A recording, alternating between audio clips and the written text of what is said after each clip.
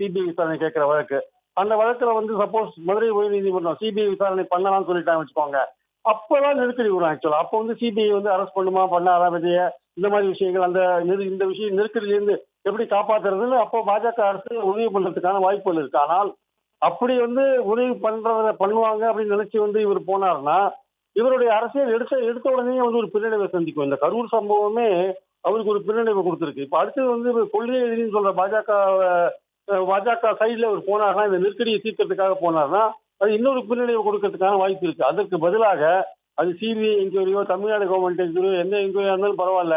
அதை நானே சமாளிப்பேன். என்னுடைய அரசியல் எதிரி திமுக தான், கொள்கை எதிரி பாஜக தான். நான் தனியா தான் நிப்பேன்னு போனார்னா, அது வந்து அவருக்கு வந்து தமிழக அரசியல்ல வந்து நல்ல பேரை வாங்கி கொடுக்கறதுக்கான வாய்ப்புகள் இருக்கு. அதை விட்டுட்டு வந்து இந்த நெருக்கடியை தீர்க்கணுன்றதுக்காக ஒரு சிபிஐ என்கொயரி வரப்போற சந்தர்ப்பத்துல வருமான்னு தெரியாது.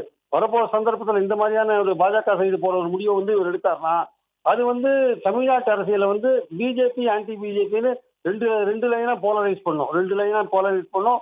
தமிழ்நாட்டுல பிஜேபிக்கு எதிர்ப்போட்டுகள் ஜாஸ்தியா இருக்கிறதுனால திமுக அணிக்கு ஓட்டுகள் அதிகமான வரத்துக்கான வாய்ப்பு இருக்கிறது மட்டும் இல்லாம, இப்போ திமுக அணியில் இருக்கிற கருத்து வேறுபாடுகள்லாம் மறைஞ்சு அவங்க ஸ்ட்ராங்கா ஒன்னாயிடுவாங்க. ஏன்னா இந்த பாஜக அணியை தோக்கடிக்கணும் ஒன்னாயிடுவாங்க. அப்போ அந்த சமயத்திலயும் அந்த ஈக்குவேஷன்ஸ் வந்து ரொம்ப ஸ்ட்ராங்கா இருக்கும். இந்த மாதிரி சூழல்ல வந்து ஏற்படுத்துறதுக்கு விஜய் விரும்புவாரானா, அவர் வந்து கட்சி ஆரம்பிச்சது திமுக அகற்றதுக்கு, திமுகவுக்கு எதிரி நான் தான் சொல்லிட்டு தான் ஆரம்பிச்சார்.